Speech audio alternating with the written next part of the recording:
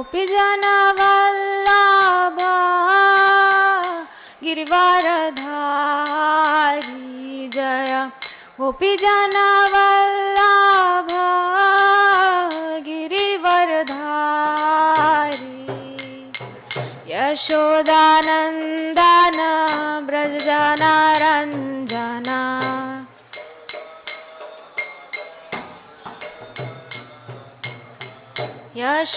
यशोदानन्दन व्रजजनरञ्जना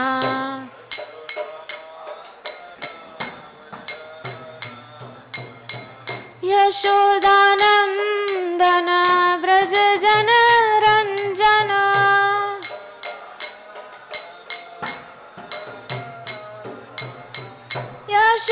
यशोदानन्दन व्रजजनरञ्जना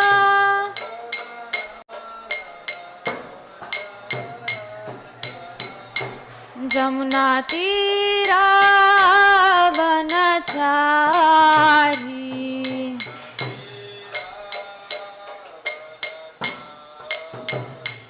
जमुना तीरा वनचारी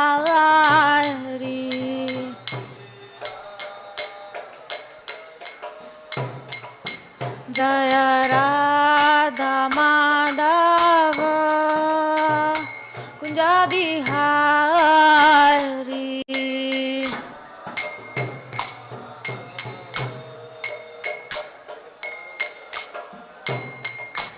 हरे कृष्णा कृष्णा कृष्णा हरे हरे हरे राम राम राम हरे हरे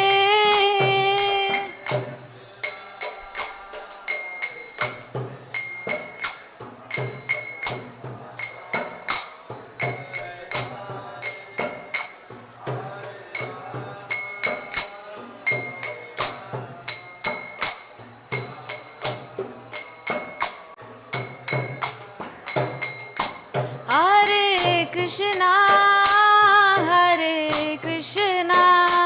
कृष्णा कृष्णा हरे हरे हरे राम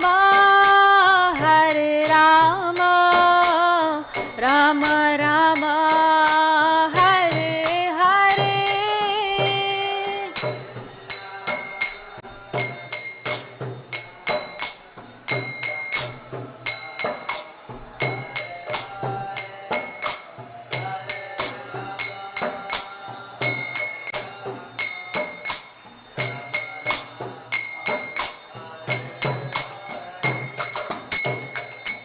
हरे कृष्णा कृष्णा कृष्णा हरे हरे हरे राम राम राम हरे हरे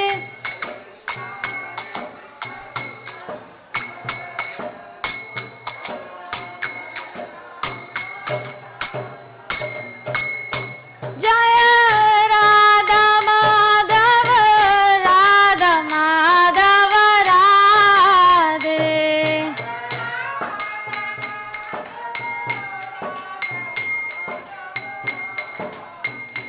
जय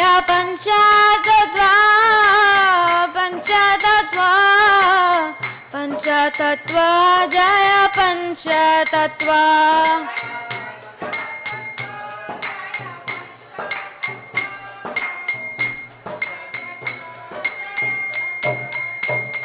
जय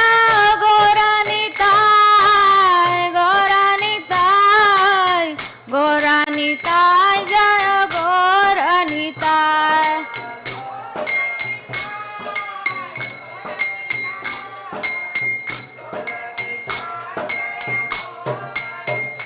जय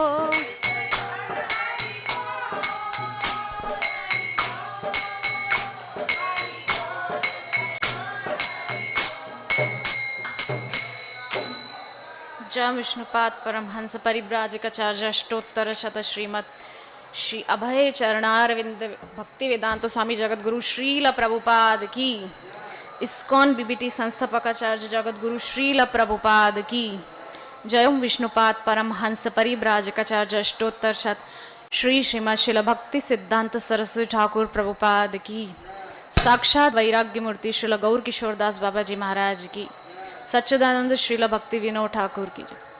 वैष्णव सार्वभौम श्रील जगन्नाथ दास बाबा जी महाराज की जय। जय रूप सनातन भट्ट रघुनाथ श्री जीव गोपाल भट्टदास रघुनाथ षड गोस्वामी प्रभुगण की, नामाचार्य श्रील हरिदास ठाकुर की। प्रेम से कहो श्री कृष्ण चैतन्य प्रभु नित्यानंद श्री अद्वैत गदाधर श्री वासदि गौर भक्त वृंद की। श्री श्री राधा कृष्ण गोप गोपीनाथ श्याम कुंड राधा कुंड गिरि गोवर्धन की, वृंदावन मथुरा धाम की, मायापुर नवद्वीप धाम की, जगन्नाथपुरी धाम की, गंगा माई जमुना माई की, भक्ति देवी तुलसी महारानी की, अनंत कोटि वैष्णव भक्त वृंद की। निताय गौर सीतानाथ प्रेमानंदे हरि हरि बोल। All glories to assembled devotees Hare Krishna, all glories to assembled devotees Hare Krishna, all glories to assembled devotees Hare Krishna, all glories to Shri Guru and Gauranga, all glories to Srila Prabhupada की जय। हरे कृष्णा। तो स्वागत है आप सभी का हमारे नित्यम भागवत सेवाया के आज के सत्र में। श्रीमद् भागवतम द्वितीय स्कंद सप्तम अध्याय, श्लोक संख्या 43, 44, 45, सेकेंड कैंटो 7 चैप्टर वर्स 43, 44, 45। तो पहले हम लोग मंगलाचरण कर लेते हैं। ओम अज्ञानतिमिरान्धस्य ज्ञानाञ्जनशलाकया चक्षुरुन्मिलितं येन तस्मै श्रीगुरवे नमः। श्रीचैतन्यमनोभीष्टं स्थापितं येन भूतले स्वयं रूपा कदा मह्यं ददाति स्वपदान्तिकं। वन्देऽहं श्रीगुरो श्रीयुतापदकमलं श्रीगुरुन् वैष्णवांश्च। श्रीरूपं साग्रजातं सहगण रघुनाथान्वितं तं सजीवं साद्वैतं सावधूतं परिजनसहितं कृष्णचैतन्यदेवं श्रीराधा कृष्णपादान् सहगण ललिता श्रीविशाखान्वितांश्च। हे कृष्णा करुणा सिन्धो दीनबन्धो जगत्पते गोपेश गोपिका कान्त राधाकान्त नमोऽस्तुते। तप्त कांचन गौरांगी राधे वृंदावनेश्वरी वृषभानुसुते देवी प्रणमामि हरिप्रिये। वाञ्छाकल्पतरुभ्यश्च कृपा सिन्धुभ्य एव च पतितानां पावनेभ्यो वैष्णवेभ्यो नमो नमः। नमो विष्णुपादाय कृष्णप्रेष्ठाय भूतले श्रीमते भक्तिवेदान्तस्वामिनिति नामिने। नमस्ते सारस्वते देवे गौरवाणी प्रचारिणे निर्विशेषा शून्यवादी पाश्चात्य देशतारिणे। जय श्री कृष्ण चैतन्य प्रभु नित्यानंद श्री अद्वैत गदाधर श्रीवासादि गौर भक्त वृंदा। हरे कृष्णा कृष्णा कृष्णा हरे हरे, हरे राम राम राम हरे हरे। ओम नमो भगवते वासुदेवाय, ओम नमो भगवते वासुदेवाय, ओम नमो भगवते वासुदेवाय। नारायणं नमस्कृत्य नरं चैव नरोत्तमं देवीं सरस्वतीं व्यासं ततो जयमुदीरयेत्। नष्टप्रायेष्व भद्रेषु नित्यं भागवत सेवया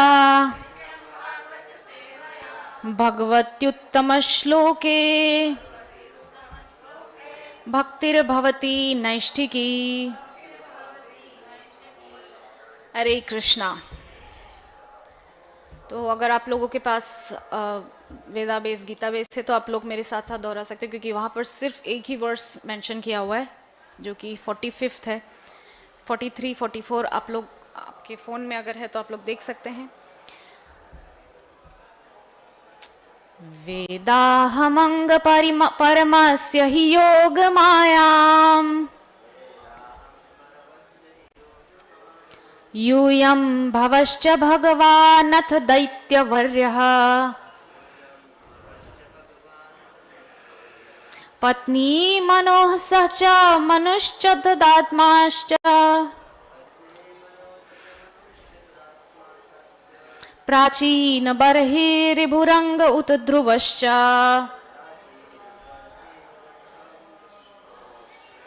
इक्ष्वाकुरैलमुचुकुंद विदेह गाधीर रघ्वंबरीश सगरा गयनाहुषाध्याः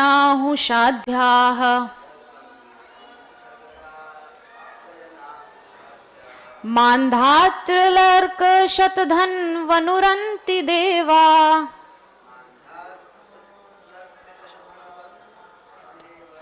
देवव्रतो बलिरमूर्तरयो दिलीपः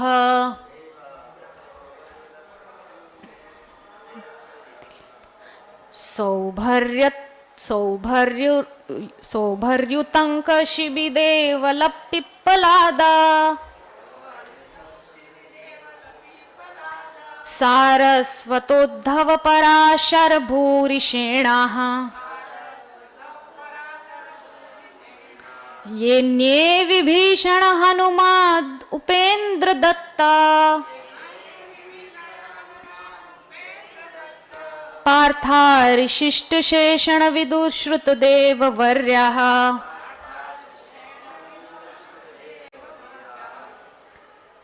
अनुवाद शब्दार्थ अनुवाद एवं तात्पर्य श्रील जगतगुरु श्रील प्रभुपाद के द्वारा। श्लोक बहुत बड़ा है इसीलिए मैं आप लोगों को इसको रिपीट करने के लिए नहीं बोलूंगी, और क्योंकि एक ही श्लोक वहां पर मेंशन है। अनुवाद। हे नारद, यद्यपि भगवान की शक्तियां अज्ञेय तथा अपरिमेय हैं, फिर भी हम शरणागत जीव होने के नाते समझ सकते हैं कि वे योग माया की शक्तियों के द्वारा किस प्रकार कार्य करते हैं। इसी प्रकार भगवान की शक्तियां सर्वशक्तिमान शिव, नास्तिक कुल के महान राजा प्रहलाद महाराज, स्वयंभुव मनु, उनकी पत्नी शतरूपा, उनके पुत्र तथा पुत्रियां यथा प्रियव्रत, उत्तानपाद, आकुति, देवहूति तथा प्रसूति, प्राचीन बरही, ऋभु, वेन के पिता अंग, महाराज ध्रुव, इक्ष्वाकु, ऐल, मुचुकुंद, महाराज जनक, गाधी, रघु, अम्बरीश, सगर, गय, नाहुष, मानधाता अलर्क, शतधनु, अनु, रंतिदेव, भीष्म, बलि, अमूर्तरय, दिलीप, सौभरी, उत्तंक, शिबी, देवल, पिप्पलाद, सारस्वत, उद्धव, पराशर, भूरिषेण, विभीषण, हनुमान, शुकदेव गोस्वामी, अर्जुन, आर्ष्टिशेण, विदुर, श्रुतदेव आदि को भी ज्ञात है। तात्पर्य। जैसा कि ऊपर कहा गया है, भूतकाल या वर्तमान काल में भगवान के जितने भक्त हुए हैं तथा भविष्य में जितने भी भक्त होंगे, वे सब भगवान की विभिन्न शक्तियों के साथ साथ उनके नाम, गुण, लीला, संगी, व्यक्तित्व आदि की शक्तियों से अवगत रहते हैं। वे उन्हें किस प्रकार जानते हैं? निश्चय ही ऐसा ना तो कल्पना से और ना ज्ञानेंद्रियों की सीमित सहायता से होता है। सीमित ज्ञानेंद्रियों द्वारा चाहे शारीरिक इंद्रियां हो या भौतिक सूक्ष्मदर्शी तथा दूरदर्शी जैसे उपकरण, हम अपनी आंखों के सामने प्रकट होने वाली भगवान की भौतिक शक्तियों को भी ठीक से नहीं जान पाते। उदाहरणार्थ, विज्ञानियों की गणना से परे कोटि कोटि ग्रह लोक विद्यमान हैं, किंतु ये भगवान की भौतिक शक्ति के ही स्वरूप हैं। विज्ञानी ऐसे भौतिक प्रयासों द्वारा भला भगवान की आध्यात्मिक शक्ति के विषय में जानने की क्या आशा कर सकता है, यदि तथा हो सकता है जैसी दर्जन कल्पनाओं से ज्ञान की प्रगति नहीं हो सकती। उल्टे ऐसी कल्पना से ईश्वर का अनस्तित्व सिद्ध होगा और निराशा ही हाथ लगेगी। अतः बुद्धिमान मनुष्य अपने लघु मस्तिष्क की सीमा से परे विषयों के संबंध में चिंतन नहीं करता, अपितु वह परमेश्वर को आत्मसमर्पण करना सीखता है, क्योंकि वही उसे वास्तविक ज्ञान तक पहुंचा सकता है। उपनिषदों में स्पष्ट उल्लेख है कि मात्र श्रम करने तथा मस्तिष्क पर जोर लगाने से श्री भगवान को कभी नहीं जाना जा सकता, न ही उसे कल्पना तथा शब्द जाल द्वारा जाना जा सकता है। ईश्वर को तो वही जान पाता है जो उनकी शरणागत है। यहाँ पर जीवों में सर्वोच्च श्री ब्रह्मा जी ने इस सत्य को अंगीकार किया है।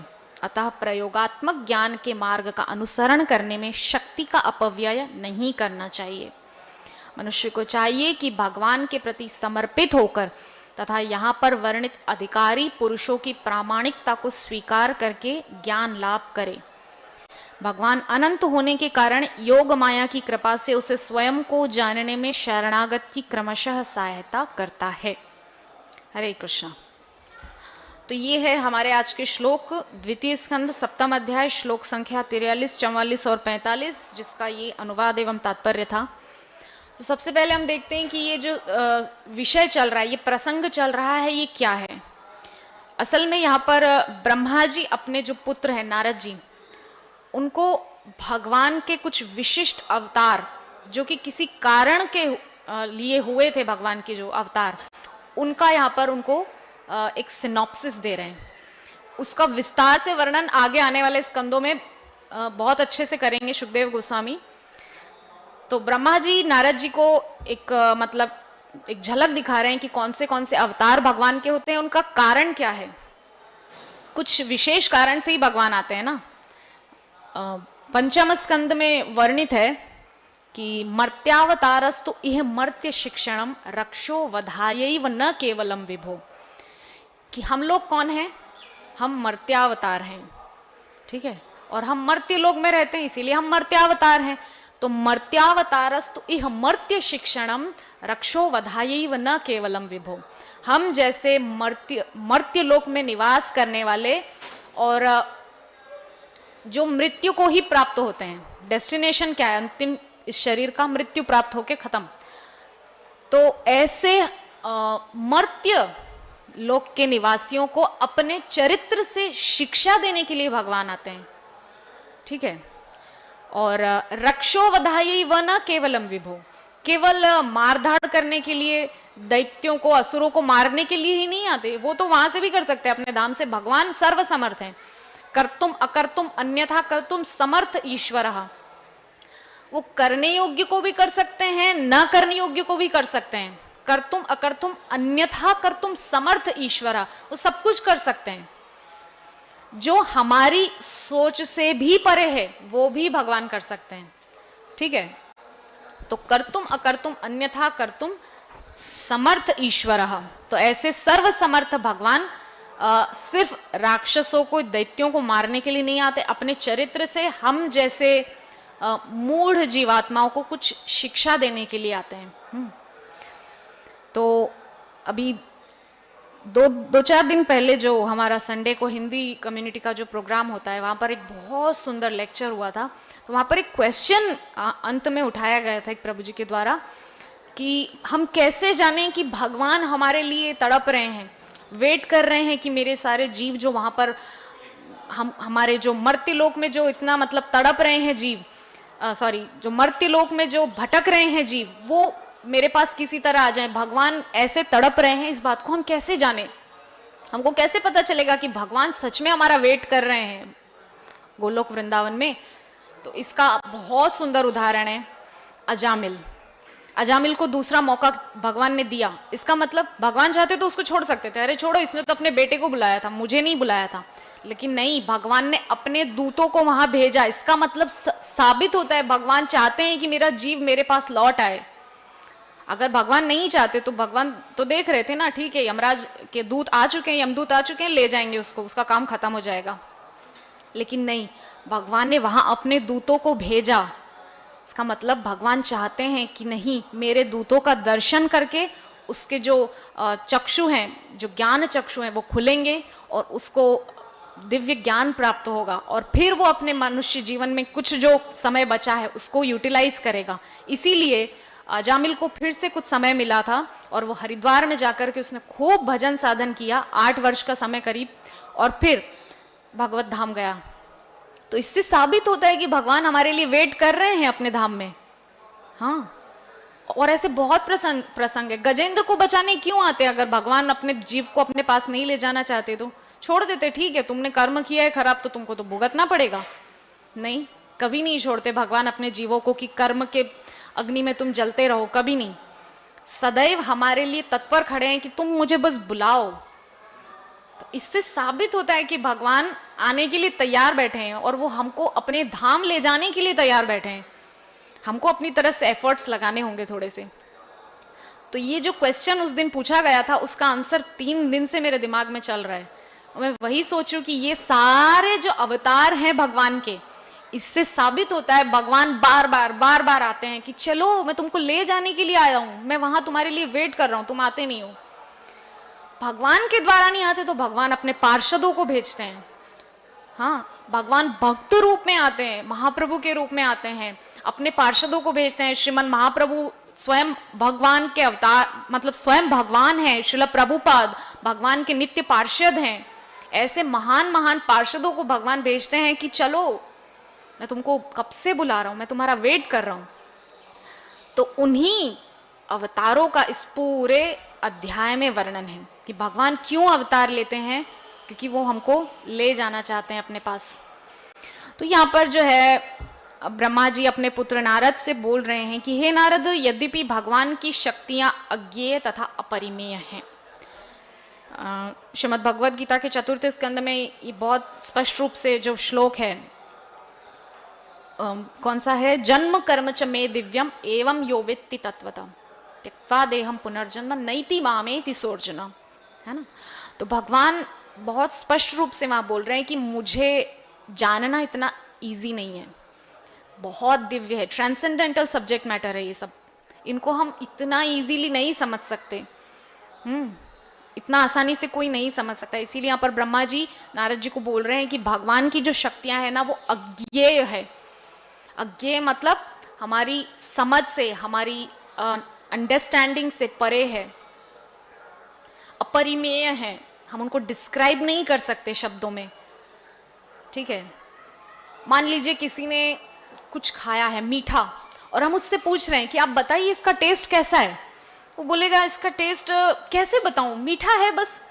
तो आप उसको बोलेंगे डिस्क्राइब करने के लिए, वो नहीं कर पाएगा। जब तक आप खुद उस चीज को नहीं खाएंगे तब तक आपको पता नहीं चलेगा, ओ इसका टेस्ट ऐसा है, अब पता चला। सिमिलरली भगवान को आप किसी के अनुभव से उतना अच्छे से नहीं समझ सकते जितना अपने अनुभव से समझ सकते हैं, है ना। फिर भी हम कोशिश यही कर रहे हैं, यहाँ पर ये जो शास्त्र अध्ययन हम सब कर रहे हैं ये सब भक्तों के अनुभव हैं। उन भक्तों के अनुभव से हम जानने की कोशिश कर रहे हैं कि उन्होंने कैसे भगवान के रूप रस माधुरी का जब आस्वादन किया तो उनको कैसा अनुभव हुआ। लेकिन जब तक हम खुद अनुभव नहीं करेंगे हमको पता नहीं चलेगा, ओह ये तो बहुत ही दिव्य आनंद है, हमको खुद उसको एक्सपीरियंस करना पड़ेगा, है ना। तो वही एक्सपीरियंस करवाने के लिए ही तो ये सारा कुछ है, ये जो तामझाम है। श्रीमद् भागवतम, सुबह से हम लोग जो मंगल आरती करते हैं, हरिनाम जप करते हैं, ये उसी रस का आस्वादन करने के लिए तो जो वो कर चुके हैं, जो पूर्व हमारे जो आचार्य हैं, जो भक्त हुए हैं, वो सब आस्वादन कर चुके हैं। हमको वो आस्वादन करवाने के लिए उन्होंने ये सारे programme, morning programme Srila Prabhupada ने हमको दिया है। आप लोग भी टेस्ट करो, आप लोग जानोगे अच्छा ऐसा भौतिक जगत में इतना आनंद है, तो जब हम भगवत धाम जाएंगे तो कितना आनंद मिलेगा। तो हमारे अंदर वो कॉन्शियसनेस बैठ जाता है, अब हमको भगवत धाम जाना है। तो हमारी एक्टिविटी वैसी बन जाती है कि हम सारा दिन वही कॉन्शियसनेस लेकर चलते हैं कि हमको भगवत धाम जाने की चेतना बनाए रखनी है अपने अंदर, है ना। फिर भी हम शरणागत जीव होने के नाते समझ सकते हैं कि वे योग माया की शक्तियों के द्वारा किस प्रकार कार्य करते हैं। तो भगवान की जो शक्तियां हैं वो योग माया के अंडर में, मतलब हम लोग उसको नहीं समझ सकते क्योंकि हम लोग तो महामाया के अंतर्गत आते हैं ना। तो हम लोग उस ट्रांसेंडेंटल पास टाइम को या उस ट्रांसेंडेंटल नॉलेज को हम नहीं समझ सकते उतना आसानी से। लेकिन भगवान क्या कहते हैं कि मामेव जे प्रपद्यन्ते माया में ताम तरंती थे। वही बात यहाँ पर आ रही है शरणागत होने के नाते। लेकिन जो लोग शरणागत हो जाते हैं ना, वो इजीली फिर भगवान की शक्तियों को, उनकी लीलाओं को, उनके नाम की महिमा को, जैसे वही मैं जो अभी बता रही थी, हमारा जो प्रोग्राम होता है उसमें नाम की बड़ी सुंदर महिमा बताई गई, इतना अद्भुत कि मतलब नाम जो है ना वो अर्चावतार से भी ऊपर है। तो आपको समझ में आएगी उसकी वैल्यू की, कितना ज़्यादा वैल्यू हमारे लिए वैल्यूएबल है ये हरि नाम। हमको जो मिला है ये बहुत ही अद्भुत है, बहुत ही कीमती है हमारे लिए। उसके आगे कह रहे हैं कि इसी प्रकार भगवान की शक्तियां सर्वशक्तिमान शिव, नास्तिक कुल के महान राजा प्रहलाद महाराज, स्वयंभुव मनु, उनकी पत्नी शतरूपा, उनके पुत्र तथा पुत्रियां यथा प्रियव्रत, उत्तानपाद, आकुति, देवहूति, प्रसूति, ये सब मतलब जो जो भगवान के तत्वों को जानते हैं उनके नाम यहाँ मेंशन किए हैं।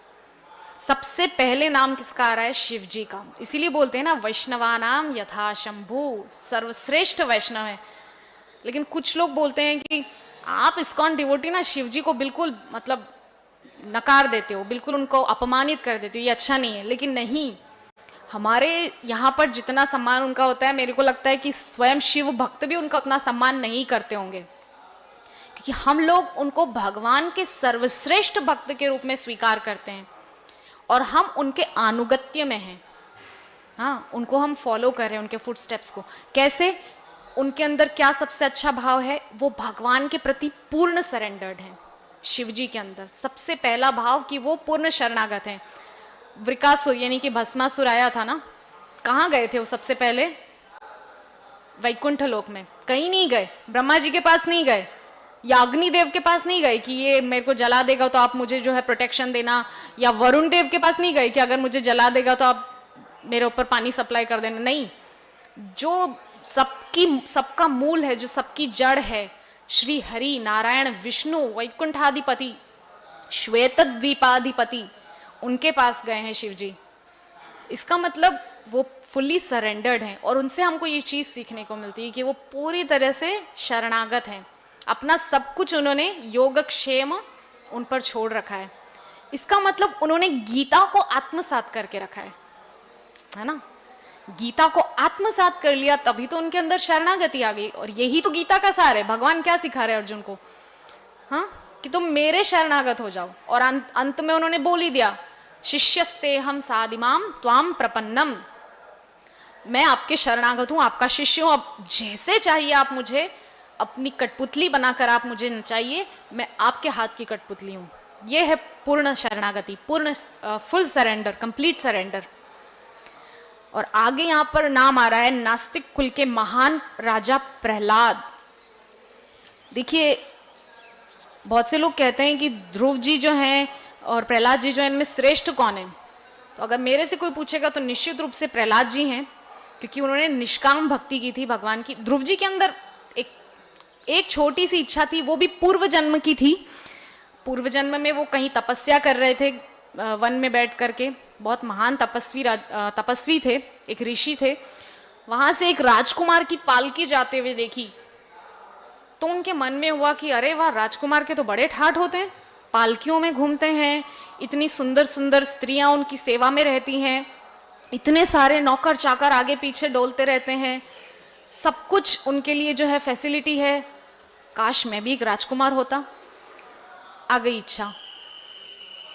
भक्ति जो है ना, वो जब तक अमल है तो आपको भगवत धाम जाने का रास्ता खुला है। लेकिन जहां उसमें मल यानी कि कामना, इच्छा रूपी मल जहां आ गया तो फिर आपको फिर फंसना पड़ेगा। पुनः आए ध्रुव जी के रूप में, मनु महाराज के पौत्र, ब्रह्मा जी के प्रपौत्र। मतलब देखिए आप, डायरेक्ट रिलेशन है भगवान से। तो भगवान के पुत्र ब्रह्मा, ब्रह्मा के मनु, मनु के उत्तानपाद और फिर ध्रुव। ज्यादा दूर नहीं है, परिवार नहीं है भगवान। लेकिन भगवान ने तो देखा ना कि मैं ऐसे तो इसको ले नहीं जा सकता जब तक पूरा निर्मल नहीं हो जाता जीव। मेरे पास आने के लायक जब बनेगा तब तो मैं ना इसको ले जाऊंगा।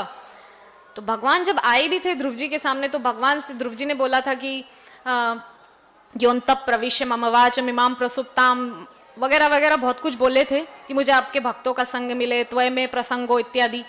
भगवान ने सोचा कि ये मांग रहा है मेरे भक्तों का संग, लेकिन इच्छा है, राजकुमार बनने की इच्छा है इसके अंदर, इसको राजा बन के इसको भोग भोगने की इच्छा है।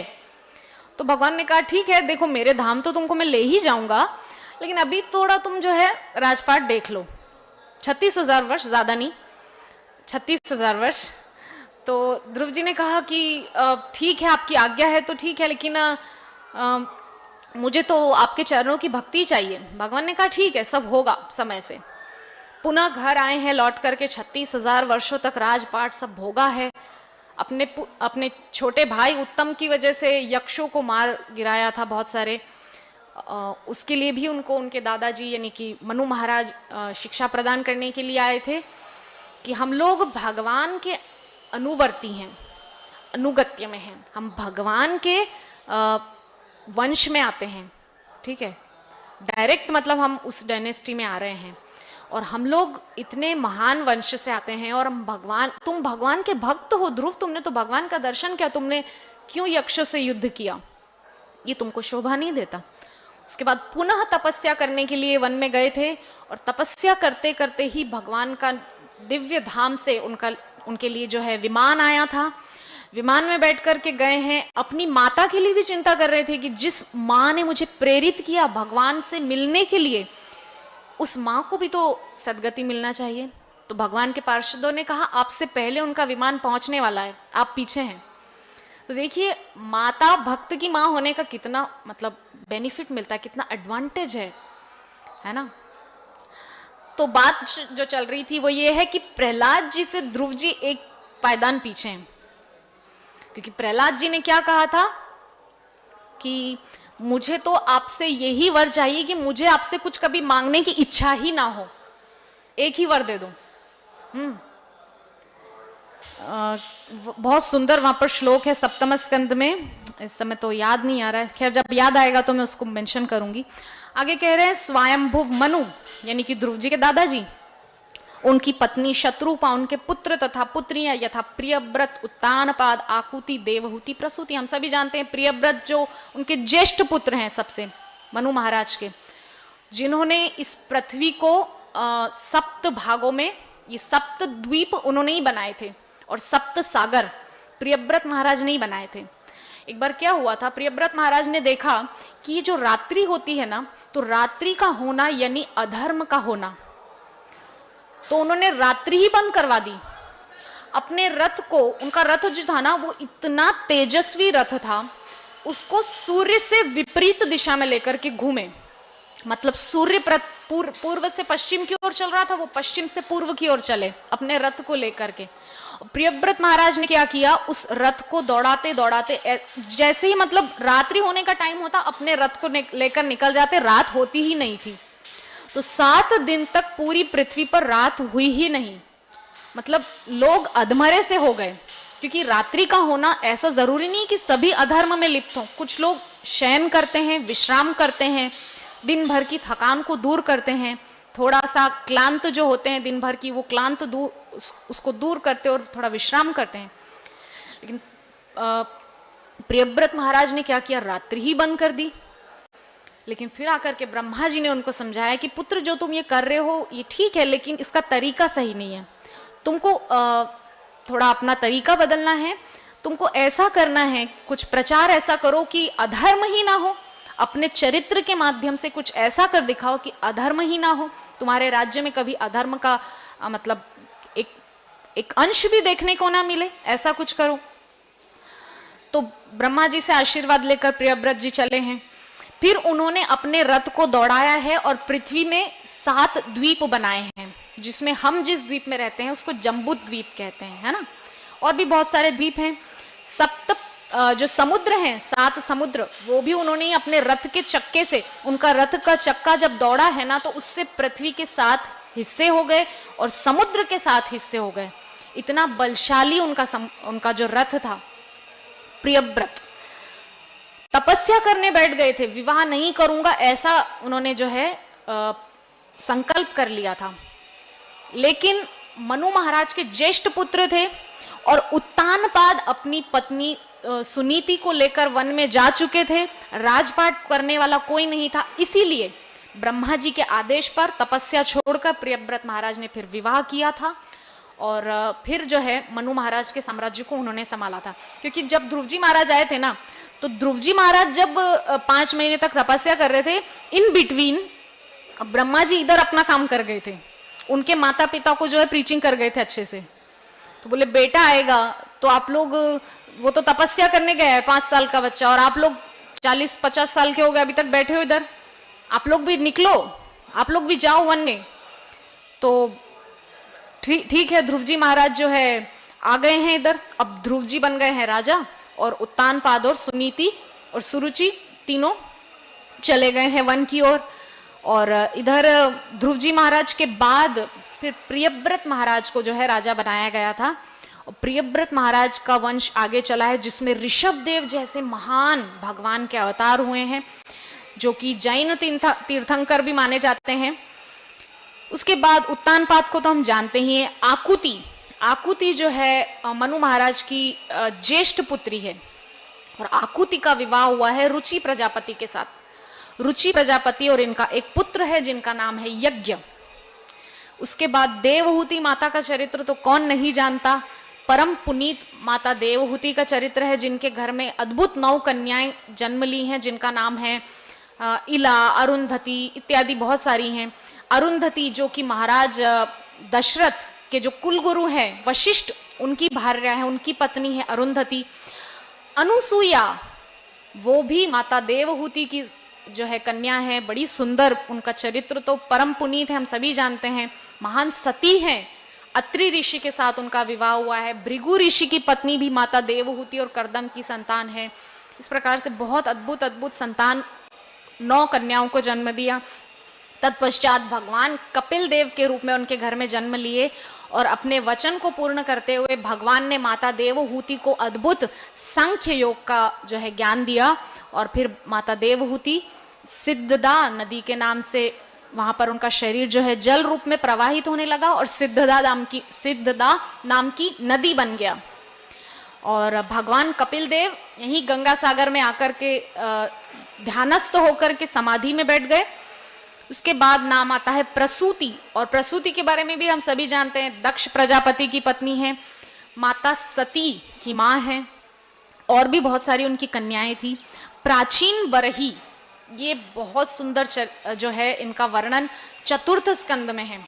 चतुर्थ स्कंद में करीब 24वें अध्याय से लेकर 28-29 अध्याय तक प्राचीन बरही का वर्णन है। तो प्राचीन बरही कौन है? तो ध्रुव जी के पुत्र हैं उत्कल, उत्कल के पुत्र हैं अंग, अंग के पुत्र हैं वेन, वेन के पुत्र हैं पृथु महाराज, जो कि भगवान नारायण के ही अवतार हैं। और पृथु महाराज के हुए हैं प्राचीन बरही, ठीक है। और प्राचीन बरही के 10 प्रचेता हुए, जो 10 प्रचेताओं को भगवान शिव ने रुद्र गीत का उनको गान करके सुनाया था, जिसके कारण उनके अंदर तीव्र भक्ति का उदय हुआ, और वो लोग नारायण सरोवर में जाके भगवान विष्णु का ध्यान करने लगे। उसके पश्चात ऋभु, वेन के पिता अंग, अंग जो बहुत महान राजा थे, लेकिन पुत्र वेन जो है ना वो बहुत दुष्ट था, उसको मार गिराया था ब्राह्मणों ने, और उसके शरीर का मंथन करके ही भगवान पृथु और माता अर्ची का जो है वहां पर आविर्भाव हुआ था। तत्पश्चात यहाँ पर नाम आ रहा है महाराज ध्रुव, इनके बारे में तो कौन नहीं जानता, बोलने की जरूरत ही नहीं है। इक्ष्वाकु, ये सूर्य वंश के एक बहुत ही प्रतापी राजा हुए हैं। इसके बाद नाम आता है एल। एल का चरित्र जो है श्रीमद् भागवतम के 11 स्कंद में है, जो कि पूरा ज्ञान खंड है। 11 स्कंद अगर कोई पढ़ेगा ना तो पूरा ज्ञान से भरा हुआ है। और वहां पर एल गीत है। श्रीमद् भागवतम में ये कुछ गीत हैं जो स्पष्ट रूप से दिखाई नहीं देते, लेकिन हैं, जैसे रुद्र गीत, जहां पर शिवजी ने इन प्रचेताओं को रुद्र गीत का व्याख्यान किया है। इसी प्रकार से एक ऐल गीत है। ऐल गीत, ये ऐल कौन है पहले तो हम ये जानते हैं। तो जो सत्यव्रत मनु है ना, जिनको हम सत्यव्रत मुनि के नाम से भी जानते हैं, जिन्होंने दामोदराष्टकम का निर्माण किया है, वही सत्यव्रत मनु जब हुए सत्यव्रत मनु, तो उनकी पत्नी और उन्होंने देखा कि संतान नहीं हो रही है, तो कुल गुरु वशिष्ठ को बुलाया। अब वशिष्ठ को बुलाया तो उन्होंने संतानोत्पत्ति के लिए यज्ञ की बात कही, लेकिन जो पत्नी थी उन्होंने गुरुदेव से कहा कि मेरे पति, मतलब जब महाराज नहीं थे तब उन्होंने कहा कि मेरे पति चाहते हैं पुत्र हो, लेकिन मैं चाहती हूँ पुत्री हो, क्योंकि पुत्र होगा तो वो सारा दिन जो है राजसभा में रहेगा, मेरे पास तो बैठेगा नहीं। मैं तो चाहती हूँ पुत्री हो ताकि वो मेरे साथ रहे, अंतःपुर में रहे, मैं उसके साथ समय व्यतीत करूं। तो अब वशिष्ठ ऋषि ने कहा ठीक है देवी, पुत्री हो जाएगी। अब पुत्री हो गई। सत्यव्रत मनु ने कहा कि मैंने तो पुत्र चाहा था लेकिन पुत्री हो गई, क्या कारण है? तो बोले आपकी पत्नी ने कहा था। तो सत्यव्रत मनु ने कहा कि आप तो कुलगुरु हैं, आप तो परम शक्तिशाली, आप तो कुछ भी कर सकते हैं। तो उन्होंने कहा कि कर तो सकते हैं, ठीक है। तो उन्होंने जैसे ही कहा सत्यव्रत मनु ने, तो वो पुत्र बन गया। अब उसका नाम मुझे इस समय याद नहीं आ रहा, बहुत सुंदर, सुद्युम्न, उसका नाम हुआ सुद्युम्न, ठीक है। अब वो सुद्युम्न जो है अपने कुछ मंत्रियों के साथ इलावर्त में गया है। अब ये इलावर्त कौन सी जगह है? जहां पर शिव जी अपना मतलब एकांत वास करते हैं अपनी पत्नी पार्वती के साथ में। मतलब दोनों पति पत्नी वहां पर एकांतवास का मतलब ये नहीं कि जैसे भौतिक जगत के पति पत्नी करते हैं। एकांतवास मतलब भगवत चिंतन करते हैं दोनों बैठकर। वहां पर वैष्णवी हैं दोनों, कोई साधारण तो है नहीं। तो वहां पर बैठ करके दोनों बहुत सुंदर भगवत लीलाओं का जो है आस्वादन करते हैं। वो कोई लीला सुनाती है, वो कोई लीला सुनाते हैं, दोनों बैठ करके भगवत चिंतन करते हैं और खूब आमोद प्रमोद होता है। भगवान की लीलाओं का जो है आदान प्रदान होता है और खूब सुंदर हास्य प्रसंग, भगवान के कभी कोई भगवान का विरह प्रसंग, भगवान का कोई अद्भुत शौर्य प्रसंग उठाकर दोनों चर्चाएं करते हैं। वो है इलावर्त। इलावर्त में एक बार क्या हुआ, जब कैलाश पे बैठे थे दोनों पति पत्नी, तो चतुष्कुमार आ गए। अब शिवजी ने बोला कि हमारे बड़े भाई हैं तो स्वागत तो करना पड़ेगा, ब्रह्मा जी के पुत्र हैं तो बड़े भाई हैं। शिवजी ने कहा अब कैसे रोकें, आ गए दोनों। अब माता पार्वती ने उनके जाने के बाद कहा देखिए कोई प्राइवेसी नहीं रही, ऐसा थोड़ी होता है, हम लोग तो दाम्पत्य जीवन में गृहस्थ में हैं तो कुछ प्राइवेसी होनी चाहिए ना। तो उन्होंने कहा ठीक है, आपके लिए हम एक ऐसी जगह हम बनाते हैं जहां पर कि कोई भी पुरुष भी आएगा ना उस स्त्री बन जाएगा, ठीक है। तो हम इलावर्त का उन्होंने निर्माण किया। तो इलावर्त भी जैसे ये जम्बू द्वीप है ना, एक इलावर्त देश भी है, ठीक है, ये सप्त द्वीपों में से एक है। अब वहां पर क्या हुआ कि दोनों बैठे थे, अब वहां पर ये सुद्युम्न अपने मंत्रियों घोड़ों को सबको लेकर चला गया। अब वो मंत्री भी सारे स्त्री बन गए। सुद्युम्न फिर से कन्या बन गया था जो जन्म लिया था, जन्म के समय उसका नाम था इला। अब वो फिर से इला बन गया, उसके सारे मंत्री जो है स्त्री बन गए, सारे घोड़े घोड़ी बन गए, सारे जो सैनिक थे वो भी स्त्री बन गए, सब स्त्री हो गए। अब शिवजी आए, शिवजी ने बोला कि हमने तो पहले से ही तय करके रखा था यहाँ पर जो भी आएगा वो स्त्री बन जाएगा, आप क्यों आए? अब वशिष्ठ ऋषि ने कहा कि देखिए सत्य, मतलब मनु से कहा कि देखिए महाराज, अब शिवजी ने जो है, शिवजी का उस एरिया में जो है शाप है ऐसा या जो भी है कि उसमें जो भी पुरुष घुसेगा वो स्त्री बन जाएगा। तो अब मैं तो कुछ नहीं कर सकता, अगर मैं कुछ करूंगा तो शिवजी का अपमान होगा, क्योंकि शिवजी ने जो उस क्षेत्र की जो गरिमा निर्धारित की है वो तो अपमान हो जाएगा शिवजी का। तो शिवजी ने कहा कि ठीक है सत्यव्रत मनु, जब आप इतनी प्रार्थना कर रहे हैं तो मैं एक कंसेशन दे सकता हूँ। क्या? तो ऐसा होगा कि जो आपका ये पुत्र है ना, 6 महीना लड़की रहेगा, 6 महीना लड़का रहेगा, 6 महीना ये इला रहेगा, 6 महीना ये सुद्युम्न रहेगा। तो 6 महीना जब वो इला रहता था तब वो अंतःपुर में रहता था, 6 महीना जब वो सुद्युम्न रहता था तब राजसभा में आता था। इस प्रकार से चलने लगा। और 6 महीना जब वो इला रहता था तब उसका विवाह जो है चंद्रवंशी एक राजा, चंद्रमा के पुत्र बुध के साथ जो है उसका विवाह हुआ, इला का। चंद्रमा के पुत्र बुध, उनके साथ इला का विवाह हो गया। जो 6 महीने सिर्फ इला रहता है ना, उसका विवाह बुध के साथ हो गया। और बुध के साथ उनका जो पुत्र है उसका जन्म हुआ पुरुरवा। ये पुरुरवा जो है इसी को ऐल भी बोलते हैं, क्योंकि इला का पुत्र है तो इला का पुत्र होने के कारण इसका नाम ऐल है, ठीक है। और इस ऐल की कथा श्रीमद् भागवतम के एकादश स्कंद में भगवान अपने प्रिय मित्र उद्धव को सुना रहे हैं। क्यों? क्योंकि उद्धव जी के मन में थोड़ा सा जो है कुछ संदेह आ गया था और वो जाना नहीं चाहते थे कि इतना सुंदर हमारा यदुवंश है, इसको छोड़कर मैं नहीं जाना चाहता। भगवान ने कहा एक समय में तुम ज्ञानी थे, अभी फिर मोह में फंस रहे हो, क्या बात है? तब भगवान ने ये ऐल की कथा सुनाई थी उनको ज्ञान देने के लिए। और ऐल के जीवन में क्या हुआ, स्वर्ग की अप्सरा जो है उर्वशी के साथ विवाह कर लिया। अब उर्वशी के साथ विवाह कर लिया, इतना आसक्त हो गया पत्नी में, इतना आसक्त हो गया कि ग्रहमेधी बन गया।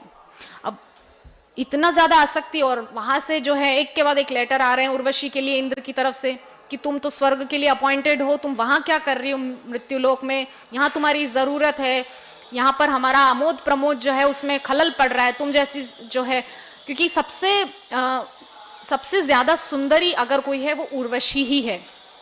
मुख्य अप्सरा जो है ना स्वर्ग की वो उर्वशी है। तो अब उर्वशी को बुलाया जा रहा है, जा नहीं रही है, लेकिन एक दिन उर्वशी को स्वयं इंद्र लेने के लिए आ गए कि अब तो तुमको चलना ही पड़ेगा। तो ऐल को छोड़ करके उर्वशी जा रही है और ऐल उसके पैरों को ऐसे पकड़ता हुआ उसके पीछे पीछे जा रहा है। क्या दुर्दशा है जीव की। इस प्रसंग से उद्धव जी को भगवान कृष्ण सिखा रहे हैं कि कैसा अपनी पत्नी में आसक्त वो जीव, और कोई साधारण नहीं, भगवान का पूर्वज है। इसीलिए भगवान वहां पर मेंशन कर रहे हैं कि हे उद्धव, मेरे पूर्वज ऐसे हुए हैं, उनकी कथा मैं तुमको सुनाता हूं। भगवान वहां पे मेंशन कर रहे हैं। तो ऐल को जो है भगवान मतलब वहां पर अपना पूर्वज बता रहे हैं। और ऐल जब उर्वशी चली गई और उर्वशी ने लात मार के ऐल को नीचे फेंक दिया और चली गई स्वर्ग, उस समय ऐल को इतना वैराग्य हुआ, इतना वैराग्य हुआ, तो उसने वहां पर ऐल गीत गाया है जिसका वर्णन श्रीमद् भागवतम के एकादश स्कंद में है। उसको ऐल गीत बोलते हैं। वो इतना वैराग्य में आ गया ना, मतलब इतना ज्यादा वो क्या बोलना चाहिए, दुखी हो गया, इतना त्रस्त हो गया कि जिसके लिए मैंने सब कुछ छोड़ दिया, वो उर्वशी, वो मेरी पत्नी मुझे लात मार करके चली गई। तो उसके अंदर वैराग्य हुआ। तो ऐसे ऐसे महारथियों की कथा श्रीमद् भागवतम में है। तो हमको डायरेक्ट वहां नहीं जाना, पहले ये सिनॉप्सिस, ये थोड़ा सा झलक दर्शन हमको करना है। जैसे अंबिका कालना में झलक दर्शन होता है ना श्रीमन महाप्रभु नित्यानंद प्रभु का, ऐसे ये झलक दर्शन है। यहाँ पर ब्रह्मा जी झलक दिखा रहे हैं कि हे नारद जी, आने वाले स्कंदों में इन महान महान भक्तों की, इन महान महान राजाओं की, इन महान महान पात्रों की कथा सुनने के लिए मिलेगी। तो हमने अभी तक नाम सुने, आगे है मुचकुंद, इनके बारे में तो हम सभी जानते हैं। भगवान ने मुचकुंद के माध्यम से काल यवन का जो है उद्धार करवाया था, और यही महाराज मुचकुंद आगे इस कलयुग में महान भक्त नरसिंह मेहता के रूप में आए थे, जो हम सभी जानते हैं, जिन्होंने इतने सुंदर सुंदर गीत नरसिंह मेहता जी ने गाए हैं भगवान के लिए, और बड़ा सुंदर उनका और भगवान का प्रेम का संबंध था। उनकी बेटी के लिए भगवान स्वयं भाई बनकर मायरा भरने के लिए अंजार नगर राजस्थान में गए थे। और वही नरसिंह मेहता के प्रिय सांवलिया सेठ राजस्थान में मंडफिया क्षेत्र में विराजमान है, जो कि बहुत सुंदर एक विग्रह है श्री सांवलिया सेठ का। और उनको चोरों का भगवान कहा जाता है, क्योंकि चोर वहां आते हैं, चोरी का एक हिस्सा वहां दान देकर जाते हैं, ताकि उनका वो जो धन है वो प्योर बन जाए। यद्यपि ये उतना अच्छा फिलॉसफी नहीं है, चोरी ही नहीं करनी चाहिए, लेकिन भगवान को वहां चोरों का भगवान कहा जाता है। तो 56 करोड़ का मामेरा भगवान भरने के लिए नरसिंह मेहता जी के बेटी के भाई बनकर गए थे। तो ऐसे महाराज मुचकुंद हैं। उसके पश्चात महाराज जनक। तो जनक जो हैं वो तो बहुत सारे हुए हैं, क्योंकि जनक तो एक नहीं होता है ना, वो तो अनेक होते हैं। विदेह यानी कि जो जनकपुर में जो राज करे वो जनक होते हैं। इसके पश्चात गाधी। गाधी जो है वो विश्वामित्र के पिताश्री हैं। विश्वामित्र का एक नाम है गाधी तनय। तो गाधी की जो पुत्री है और पत्नी है, दोनों को ही संतान नहीं थी। पत्नी को भी संतान, मतलब पुत्री थी, पुत्र नहीं था, लेकिन पुत्री भी चाहती थी कि मेरा भी पुत्र हो। अब पुत्री का जो पति है वो एक महान ऋषि है। अब उन ऋषि ने जो है दोनों के लिए एक एक पात्र रखा था। अब जो माँ है और बेटी है, उन दोनों में चर्चा चल रही, तो माँ ने कहा मुझे पता है तेरे पति ने तेरे लिए बहुत स्पेशल रखा होगा और मेरे लिए कुछ कम, मतलब उतना स्पेशल नहीं होगा, एक काम करना, तेरा वाला पॉट मुझे दे दे, मेरा वाला तू ले ले। जबकि ऐसा था कि अपनी पत्नी के लिए उन ऋषि ने जो पॉट रखा था उसमें ब्राह्मण पुत्र हो, ऐसा उसमें मतलब वो स्वीट राइस रखा था। और जो उनकी सासू माँ के लिए यानी कि गाधी की पत्नी के लिए जो पॉट रखा था ना, उसमें एक राजर्षि हो, एक राजा उत्पन्न हो, ऐसा था। लेकिन दोनों ने एक्सचेंज कर लिया। अब हुआ क्या, दोनों की जो एक्सचेंज हो गए, तो अब वो जो जिन्होंने दिया था स्वीट राइस, वो ऋषि नाराज हो गए अपनी पत्नी पे कि तुमने मेरे अगेंस्ट जाकर के ऐसा क्यों किया, अपनी माँ को तुमने अपना वाला दे दिया और उनका तुमने ले लिया। तो वो बहुत प्रार्थना करने लगी कि मैं नहीं चाहती मेरा पुत्र ब्राह्मण ना होकर के क्षत्रिय हो। तो उन्होंने कहा ठीक है कि तुम्हारा पुत्र तो ब्राह्मण ही होगा, यानी कि जमदग्नि, लेकिन तुम्हारा जो पौत्र होगा वो महान क्षत्रिय होगा ब्राह्मण होने के पश्चात भी, यानी कि परशुराम।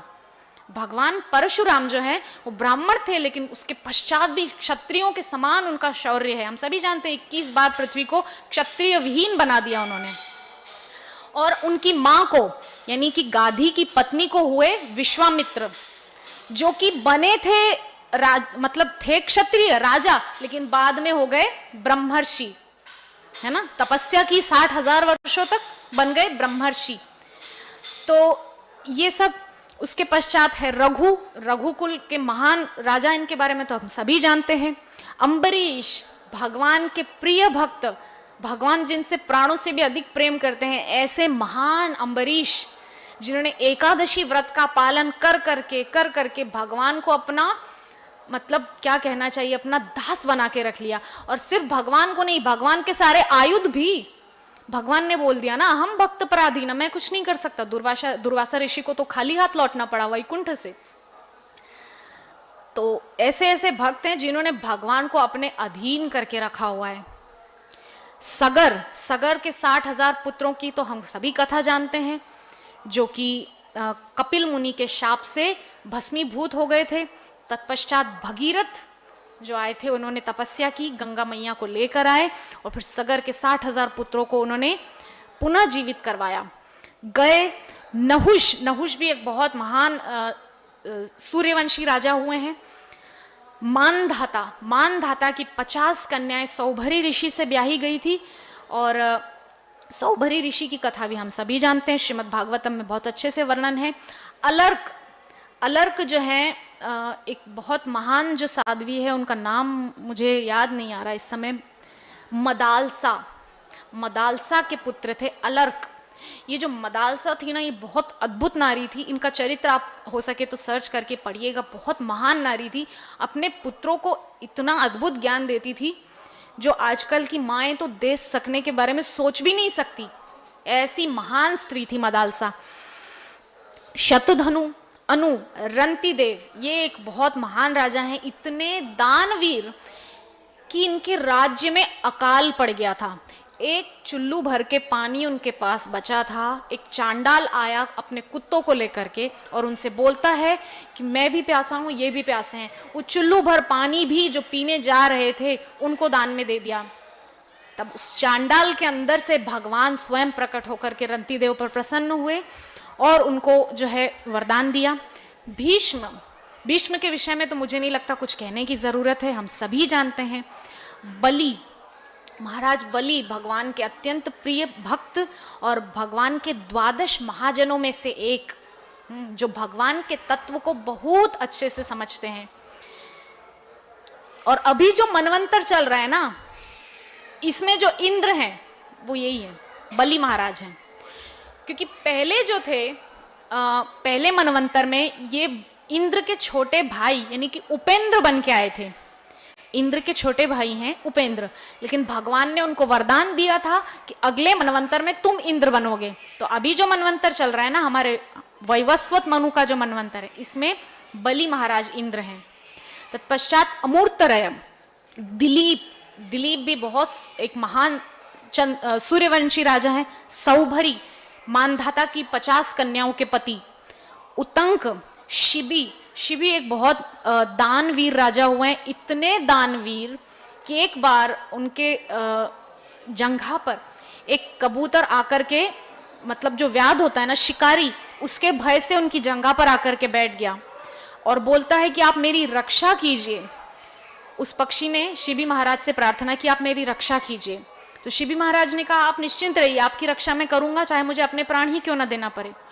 तो कबूतर के वजन के बराबर अपने शरीर से मांस निकाल करके उन्होंने उस व्याध को चील पक्षी को दिया।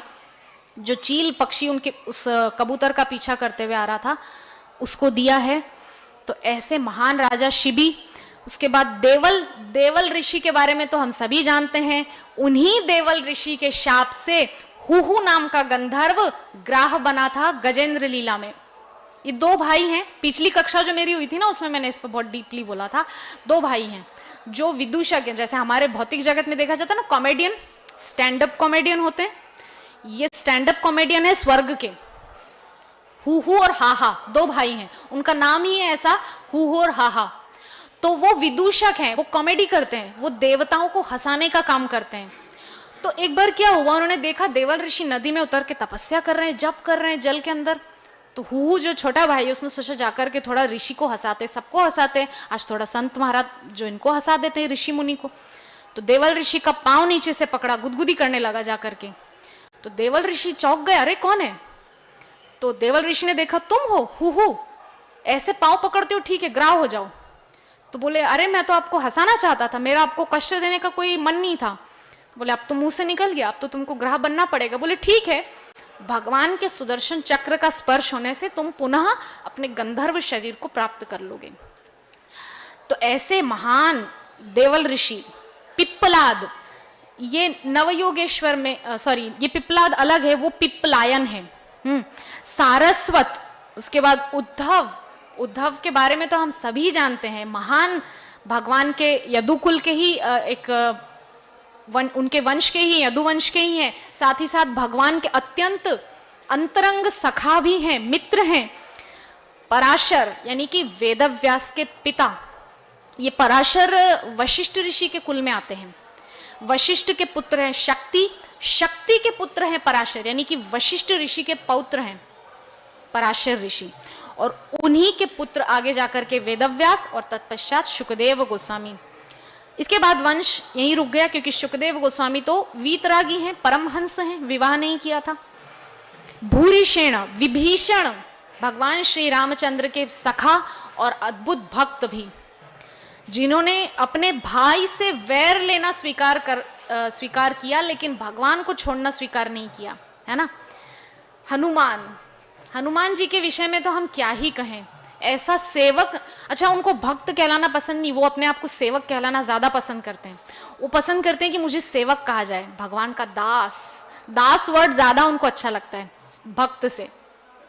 जैसे हम लोगों को भक्त सुनना अच्छा, हम भगवान के भक्त हैं, हम प्राउड फील करते हैं ना, अरे हम इस्कॉन डिवोटी हैं, जानते नहीं आप, अच्छा लगता है ना हमको सुन करके। लेकिन हनुमान जी के मैटर में ऐसा नहीं, उनको अच्छा लगता है मैं तो श्री रामचंद्र का एक तुच्छ दास हूं, एक दास। वो भाव अगर हमारे अंदर आ जाए तो क्या ही कहना। शुकदेव गोस्वामी जय हो, ऐसे महान आचार्य जिनके मुखारविंद से निस्सृत ये श्रीमद् भागवतम सुन करके ना जाने कितने आज तक भगवान के प्रेम को प्राप्त कर चुके हैं और आगे भी करते रहेंगे। ऐसे शुकदेव गोस्वामी अर्जुन भगवान के प्रिय मित्र, प्रिय अंतरंग सखा और खास भाई भी हैं, मामा बुआ के भाई लगते हैं पुत्र दोनों हैं। आष्टिशेण विदुर भगवान के प्रिय भक्त भी हैं और धर्मराज के अवतार भी हैं। श्रुतदेव आदि को भी ज्ञात है। देखिए अनुवाद इतना सुंदर था, मैं तात्पर्य में तो जा ही नहीं पाई, टाइम पूरा हो गया, लेकिन एक छोटा सा हम झलक लगा लेते हैं। जो ये सारे नाम दिए हैं, ये क्यों दिए हैं? ये नाम इसलिए दिए हैं कि ये सभी भगवान की लीलाओं को, भगवान के तत्व को, उनके जन्म को, उनकी लीलाओं के तत्व को जानते हैं, तत्वतः जानते हैं। भगवान क्या कह रहे हैं?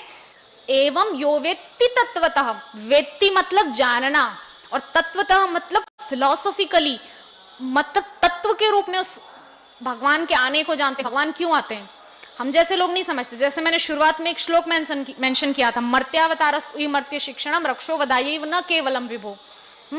भगवान क्यों आते हैं, भगवान क्यों ऐसा करते हैं? अब रासलीला करते हैं तो बहुत से लोग तो सीधा क्वेश्चन करते हैं कि रासलीला क्यों करते हैं। आजकल तो ये मैटर बहुत ही ज्यादा जो है गर्मा गर्मी चल रही है इसको लेकर के, कि भगवान जो है रास करते हैं।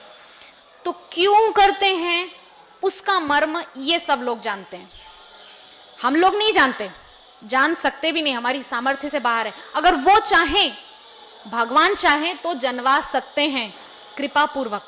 लेकिन ये सब जिनका मैंने अभी नाम लिया ना, जिनका वर्णन यहाँ पर सुखदेव गोस्वामी कर रहे हैं, वेदव्यास ने लिखा है, ये सब भगवान की लीलाओं के मर्म को तत्वतः जानते हैं। इसीलिए इन लोगों को कभी संदेह नहीं होता, और हमें इन लोगों की अनुगत्य में रहना है तो हम लोगों को भी संदेह नहीं होगा, अपितु भगवान से प्रेम होगा, है ना। हमको तो प्रेम ही जागृत करना है ना। हमारे तो पूरे इस मूवमेंट का, इस गौड़ीय संप्रदाय का जो भाव है वो ही हमारा है राधा दास्यम। हम लोग राधा रानी के दास हैं, श्रीमती राधा रानी के। हाँ, हम लोग श्रीमती राधा रानी के दास क्यों हैं? क्योंकि श्रीमती राधा रानी जो है वो कृष्ण से प्रेम करती हैं, और वो कृष्ण से प्रेम करती हैं, इसीलिए हम श्रीमती राधा रानी के दास हैं। हमारा डायरेक्ट कृष्ण से कोई संबंध नहीं है, हमारा डायरेक्ट संबंध पहले श्रीमती राधा रानी से, क्योंकि वो गुरु तत्व हैं। जैसे नित्यानंद प्रभु है ना गुरु तत्व, ऐसे श्रीमती राधा रानी भी गुरु तत्व हैं। वो हमको नियुक्त करेंगी भगवान की सेवा में। हम डायरेक्ट थोड़ी बोल सकते हैं हम ये सेवा करेंगे, नहीं।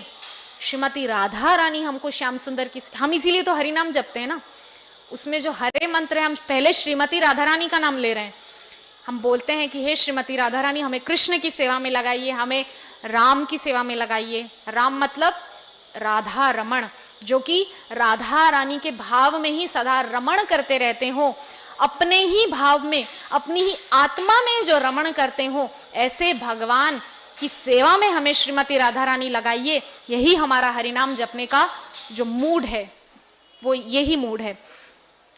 तो ठीक है, टाइम लिमिट हो चुका है, तो हम इस भागवतम के सत्र को आज यहीं विश्राम करेंगे। अगर आप लोगों का कोई प्रश्न, जिज्ञासा, टिप्पणी, कमेंट कुछ भी हो, आप पूछ सकते हैं, बोल सकते हैं। हरे कृष्णा। किसी का कोई प्रश्न, कोई कमेंट है, कोई टिप्पणी आप करना चाहते हैं तो आप कर सकते हैं। कोई प्रश्न है?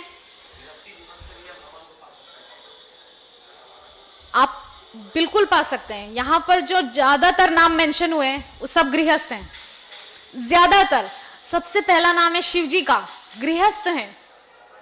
उसके बाद प्रहलाद जी महाराज गृहस्थ हैं, मनु गृहस्थ हैं, देवहूति, आकुति, प्रसूति, उत्तानपाद, प्रियव्रत सब गृहस्थ हैं।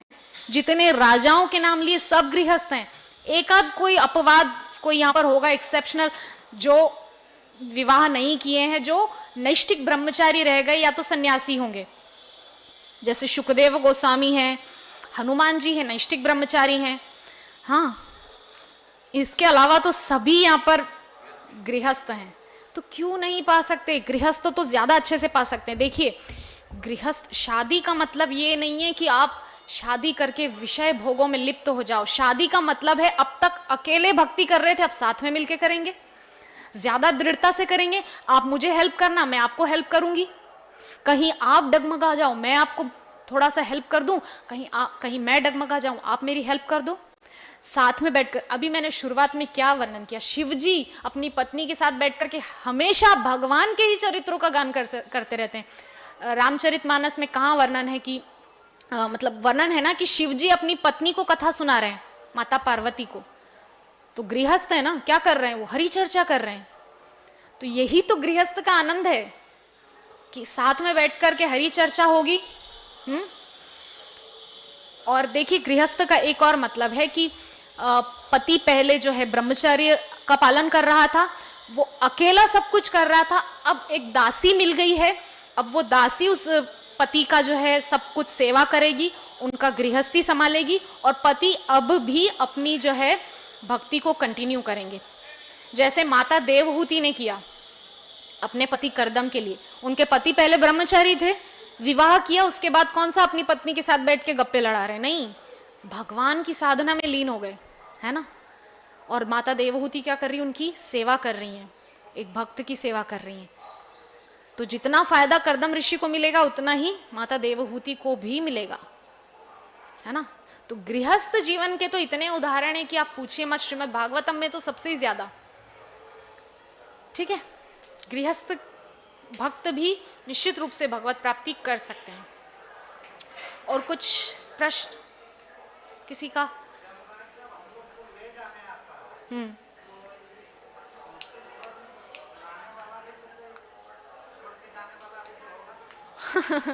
नहीं नहीं, छोड़ के नहीं जाते हैं। देखिए क्या होता है, जब पहुंचाने के लिए नहीं, देखिए सिस्टम ऐसा है, वहां पे देवहूति माता को बहुत सुंदर कपिल मुनि इसका पूरा सांख्य फिलॉसफी में डीप बता रहे हैं। जब माता देवहूति ने पूछा कि जब यमलोक में जीव जाता है तो फिर वो पुनः यहाँ पे कैसे आता है, यही प्रश्न वहां भी पूछा गया है। माता देवहूति ने कपिल भगवान से पूछा था, तो भगवान बता रहे हैं कि हमारी पृथ्वी से 99,000 योजन की ऊंचाई पर, यानी कि करीब 12 लाख किलोमीटर की ऊंचाई पर दक्षिण दिशा में 28 प्रकार के नरक हैं, जिनके अधिपति है यमराज।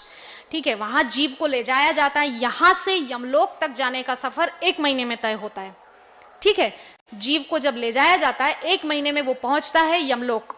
यमदूत ले जाते हैं, यमराज के सामने प्रस्तुत करते हैं, जीव का सारा लेखा जोखा देखा जाता है।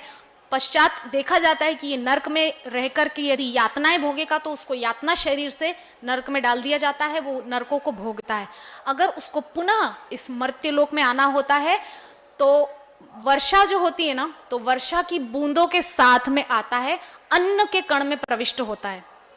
ठीक है, उसको कोई लेकर नहीं आते, वो वर्षा की बूंद में जीव आता है, अन्न के कण में प्रविष्ट होता है, और वो अन्न का कण पुरुष खाता है, और पुरुष के माध्यम से स्त्री गर्भ धारण करती है, और फिर जीव जो है जन्म लेता है।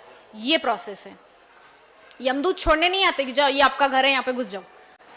This is not the process, एक साइंटिफिक प्रोसेस है। देखिए अब भगवान की सब व्यवस्थाएं देखिए, कितनी एक चूक नहीं है जरा भी कहीं भी, इतनी साइंटिफिक व्यवस्था है। साइंटिफिक मतलब विज्ञान, विज्ञान का मतलब क्या होता है, क्रमबद्ध, सब कुछ एक क्रम में चलता है, सिंक्रोनाइज्ड है सब कुछ, कहीं चूक नहीं है। जीव जाता है, वर्षा के द्वारा आता है, पुनः पुरुष के द्वारा शरीर, स्त्री के शरीर में गर्भधारण होता है, पुनः जन्म लेता है, पुनरपि जननम पुनरपि मरणम पुनरपि जननी जठरे शयनम, चलता रहता है।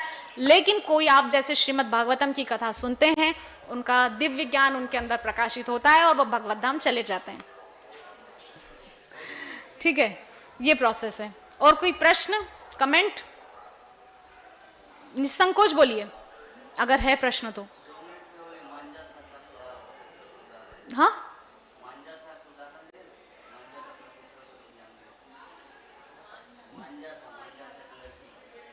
मदालसा, उसके बारे में थोड़ा और स्टडी करना पड़ेगा, क्योंकि मैंने बहुत टाइम पहले मदालसा जो है, जैसे हम नाम सुनते हैं ना गार्गी, मदालसा, उनमें से मदालसा एक बहुत महान नारी हुई है जो अपने पुत्रों को जन्म लेते ही भगवत ज्ञान देती थी। आज की माताओं को अगर बोलो तो बोलेगी अरे बाबा जी बन जाएगा बेटा, अभी पहले उसको अच्छा बड़ा होने दो, थोड़ा इंजीनियर बनने दो। हाँ, कौन माँ चाहेगी कि मेरा बेटा छोड़ करके और ब्रह्मचारी बन जाए, लाल कपड़ा, कोई नहीं चाहेगी। लेकिन मदालसा एकमात्र ऐसी स्त्री थी। और भी उसके विषय में है, मैं थोड़ा सा स्टडी करके और कोशिश करूंगी कि नेक्स्ट क्लास में मैं उसके बारे में बहुत अच्छे से वर्णन करूं।